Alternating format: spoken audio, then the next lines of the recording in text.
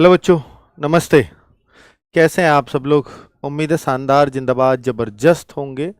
और आपकी रेलवे की तैयारी इसलिए अच्छी चल रही होगी क्योंकि यहाँ एग्ज़ाम कैलेंडर बिल्कुल फॉलो हो चुका है।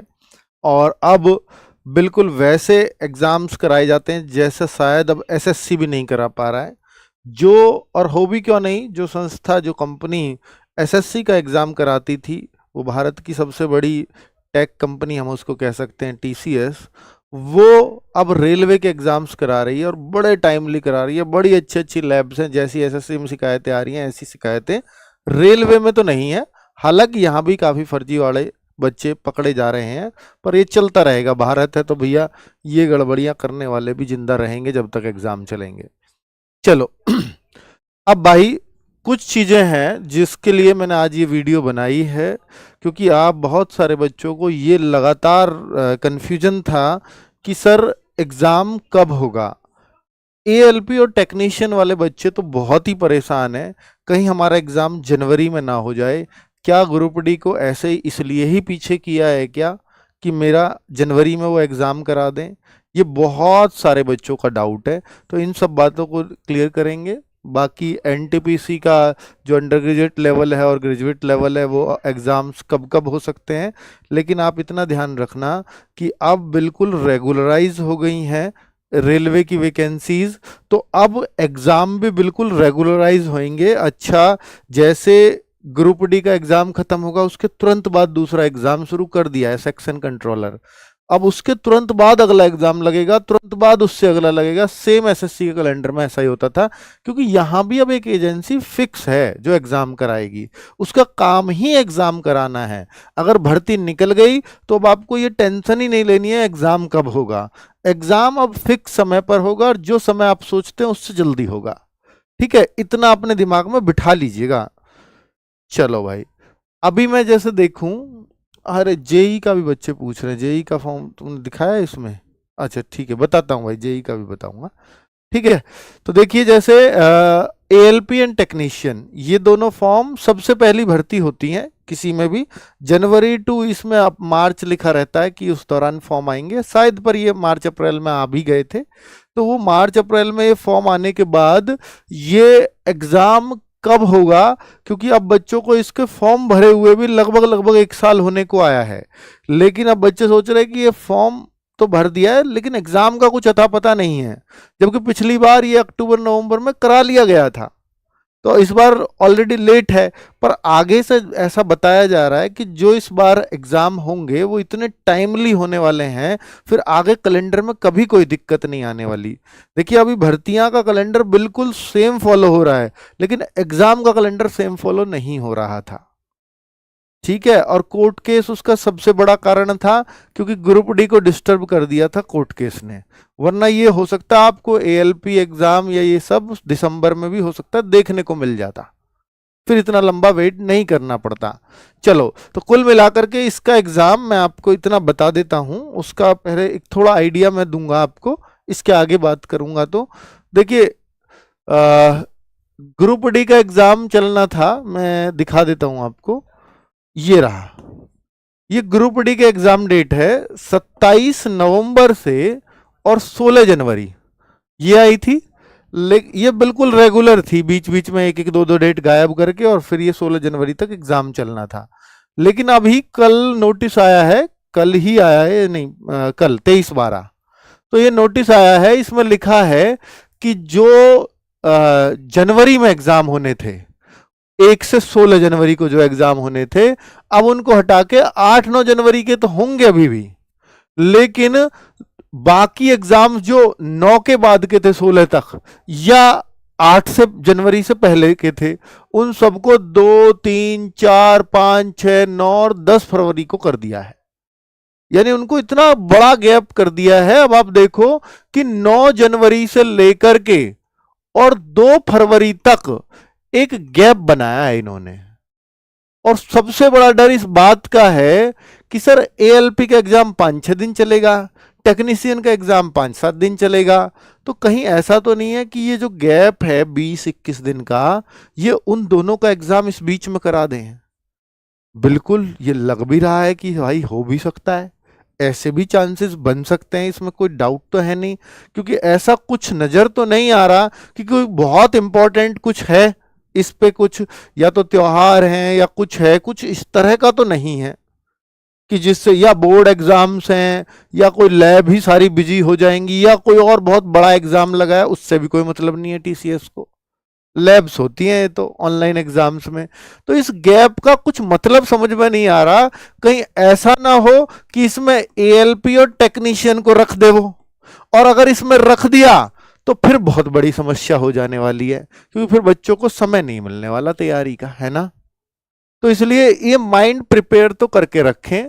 वैसे 90% चांसेस ये हैं, क्यों है ये चांसेस वो भी बताऊंगा, कि 10 फरवरी को एग्जाम खत्म है और फिर आपने देखा कि 10 फरवरी के बाद एक भर्ती का इन्होंने दिया, ये रहा, ये कल ही डेट आई है, ये भी 11 और 12 फरवरी। किसका? Section controller.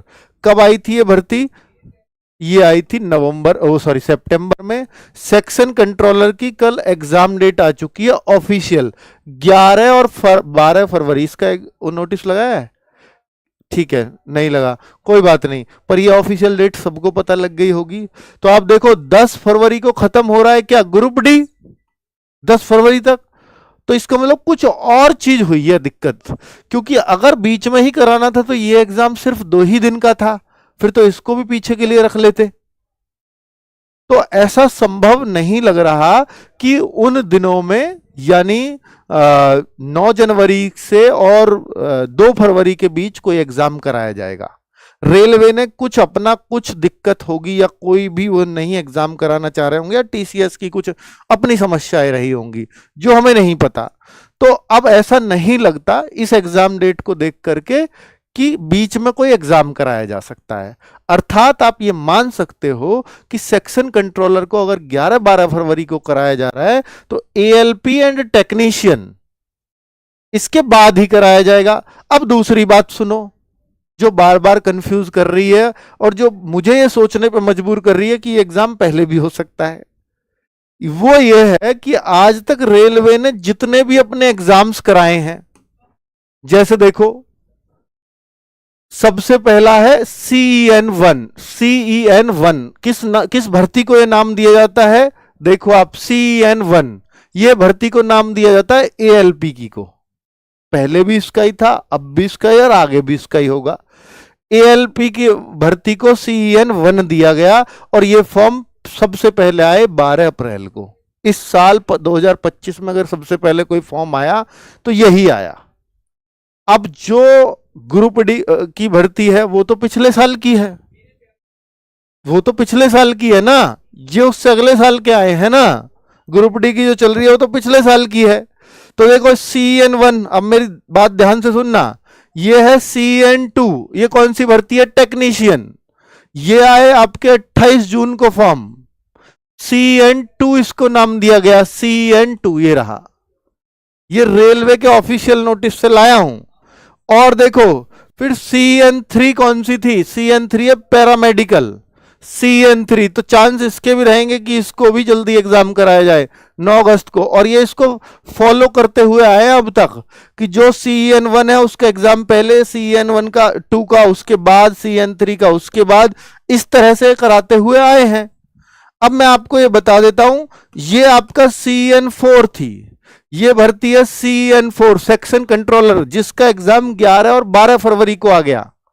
तो इसका मतलब CEN1, CEN2 ALP टेक्नीशियन और CEN3 पैरामेडिकल, तो यानी ये तीनों वैकेंसीज का एग्जाम इससे पहले होना चाहिए।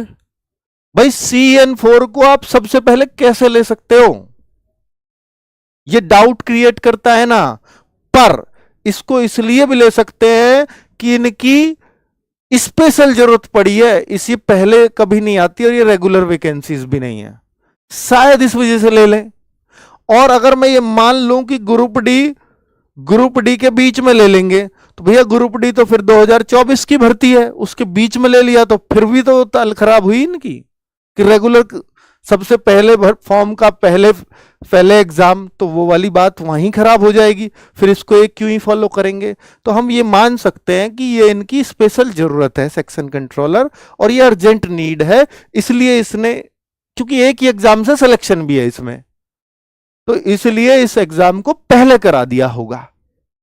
अब CN1, CN2 और CN3 को इसके तुरंत बाद ले लेंगे, तो मोस्ट प्रोबेबली ALP का एग्जाम आपका 12 फरवरी के बाद हो जाएगा। तो अब हम ये कह सकते हैं मेरे भाई कि ALP का एग्जाम 12 फरवरी से बाद आपको मिलेगा, 12 फरवरी ऑनवर्ड्स। पहले होने के कोई चांस नजर नहीं आते। मैंने आपको तर्क वितर्क सारी बातें समझा दी कि इनके दिमाग में क्या क्या होगा, या मैंने अपने तर्कों से साबित करने की कोशिश की है कि ये जनवरी में एग्जाम होने के चांसेस ना के बराबर हैं। ठीक है। RWA के प्रैक्टिस सेट्स बहुत सारे बच्चे पूछते हैं, ALP टेक्नीशियन। देखिए सेक्शन कंट्रोलर की हम क्लासेस चलवा रहे हैं RWA रेलवे एग्जाम्स चैनल पर। ठीक है, उस एग्जाम चैनल पर, उस रेलवे एग्जाम चैनल पर आपको सेक्शन कंट्रोलर के जो स्पेशल सब्जेक्ट्स हैं वो आपको मिल ही जाएंगे, चाहे वो DI हो, चाहे वो लॉजिकल जो रीजनिंग एक टाइप की है उनकी एनालिटिक्स है, वो सब कुछ वहां करा रहे हैं। बाकी ये प्रैक्टिस सेट्स इनके ALP टेक्नीशियन के लिए। तो अब हम ये मान चुके हैं कि ये 12 फरवरी के बाद एग्जाम है, तो अभी हमारे पास पूरे 50 से 60 दिन इस एग्जाम में हैं। तो अब हम जनवरी के फर्स्ट वीक से ही ALP एंड टेक्नीशियन की तैयारी बहुत बढ़िया से इसके प्रैक्टिस सेट्स वगैरह शुरू कर देंगे। अगर आप इच्छुक हैं तो उनसे जरूर जुड़िएगा। जो भी कुछ आपके लिए इंपॉर्टेंट होगा, जो भी प्रीवियस ईयर के हिसाब से इंपॉर्टेंट होगा, वो सब कराया जाएगा। एक बार प्रैक्टिस सेट RW पे शुरू हो गए तो फिर वो एग्जाम तक चलते हैं, आपको इतना भी पता होगा, है ना। और प्रैक्टिस सेट्स यहाँ की पहचान मानी जाती है RWA की। भाई प्रैक्टिस सेट्स हो तो RWA पे देखो, फिर वहां से, क्योंकि यहां ऐसा नहीं है कि शुरू कर दिए 10-5 फिर बंद कर दिए, नहीं, ये एक विश्वास है बच्चों का। प्रैक्टिस सेट्स है तो फिर यहाँ के फेमस हैं, है ना, और वो सब फ्री ऑफ कॉस्ट होते हैं यूट्यूब पर, है ना। किस बैच से करें तैयारी। अब आपको ये एक सोचे कि मैं ALP और टेक्नीशियन की तैयारी अभी स्टार्ट करूं तो क्या मैं कर सकता हूं, तो भाई अभी तो बहुत मुश्किल है। आप अगले साल के भी फॉर्म अनाउंस हो चुके हैं, आप अगले साल की तैयारी कर सकते हो। आप क्यों मैं इन 40-50 दिनों में तैयारी करना चाहता हूं, तो वो तो बहुत मुश्किल है। फिर भी चाहे आप रेलवे के किसी भी एग्जाम की तैयारी कर रहे हो, तो हम रेलवे फाउंडेशन बैच लेकर के आए थे बच्चों, तो वो बैच सबसे इंपॉर्टेंट होगा किसी भी भर्ती के लिए। जो रेलवे फाउंडेशन का बैच है वो भी मैं आपको दिखा देता हूं, वो ये रहा हमारा रेल फाउंडेशन बैच। तो ये एक इसका फिक्स प्राइस कर दिया है, अब 999 में ही आपको कभी भी मिल जाएगा जब भी आप इसको परचेज करना चाहेंगे। ठीक है, चलो अगली बात कर लेते हैं।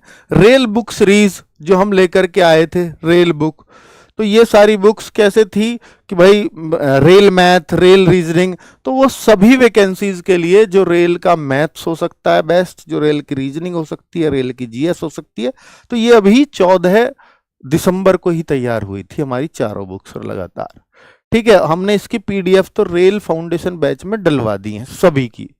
और बाकी जिन बच्चों को, रेल फाउंडेशन बैच वाले बच्चों को हमने बोला था, उनको ये हमेशा 50% पर मिलती रहेंगी, तो उनको ये मिल जाएंगे। उस बैच में लिंक भी है। जितनी इन बुक का प्राइस है उसका लगभग 50% में ये बुक्स मिल जाती है वहां पर। बाकी बच्चों को भी 20% ऑफ तो कभी भी या ऑफलाइन भी मिल जाएंगी। ठीक है, तो ये बुक आ चुकी है ऑलरेडी, ये सीरीज। ठीक है, ग्रुप डी की वैकेंसीज अभी बढ़ सकती हैं क्या, ये बहुत सारे बच्चों को डाउट है। क्या ग्रुप डी की वैकेंसी जो 22,000 आई हैं, क्या इनके चांस है कि ये बढ़े? नहीं, बिल्कुल कोई चांस नहीं है। आप भूल जाइए इस बात को कि ग्रुप डी की वैकेंसी जब ये बढ़ेंगी भी। आपके उस पहले तो 32,000 थी, उस पे ही हम लोग बहुत विरोध कर रहे थे, और अब तो उन्होंने 22 कर दिया है, अभी कोई कुछ भी नहीं बोल रहा है। तो भाई उनके पास जवाब है कि जब 32,000 आप ही ने उनको बताया 6 साल में आई हैं, और अब वो कह रहे हैं अब हम हर साल 22,000 दे रहे हैं, 20,000 दे रहे हैं, तो फिर कहाँ कम है? जब 6 साल में 32,000 आई थी, तो फिर उस हिसाब से बच्चों को यहाँ संतोष करना ही पड़ेगा कि भैया 6 साल में 32 थी, उससे बेहतर कि हर साल आप 22,000 ले लो। पर ये हर साल निकलती रहे, इस बात पे हमें जोर देना चाहिए, ठीक है, जिससे जो मेहनती बच्चा है वो निकलता रहे और टेस्ट देता रहे और एग्जाम निकालता रहे और सेलेक्ट होता रहे। अब बच्चे बात है कि ये ग्रुप डी एग्जाम या एनटीपीसी एग्जाम, अगर आप इनको बोलोगे कि सर ग्रुप डी का तो अभी फॉर्म ही नहीं आए, 21 जनवरी को तो फॉर्म आ रहे हैं, ग्रुप डी के जो फॉर्म हैं, ग्रुप डी फॉर्म नई वैकेंसीज एक के तो अभी एग्जाम चल रहे हैं, तो 21 जनवरी से हैं, ठीक है, तो ये तो फॉर्म है।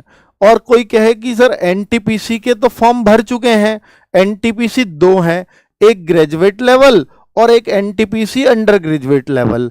अब कोई कहे कि सर इनका एग्जाम कब होगा, तो भाई इनको भी बहुत लेट नहीं करेंगे, फरवरी के एंड में या मार्च के शुरुआत तक टेक्नीशियन भी खत्म कर लिया जाएगा। और फिर जो एग्जाम बचे वो पैरामेडिकल वेडिकल, वो बहुत छोटी चीज है इनके लिए, फिर बड़ा एग्जाम इनको एनटीपीसी आता है। ये मैक्स टू मैक्स आपका अप्रैल से शुरू हो जाएगा। तो मोस्ट प्रोबेबली अप्रैल मई में जो फॉर्म पहले आए हैं, जो फॉर्म पहले आए हैं, शायद ये ग्रेजुएट लेवल पहले आए हैं, तो ये मई जून में हो जाएंगे अंडर ग्रेजुएट लेवल। ये आपका अप्रैल मई में चांसेस रहेंगे। इसको हम मई जून, ये मैं एक्सपेक्टेड बता रहा हूं, ये मत मान लेना एग्जैक्ट यही है, मई जून,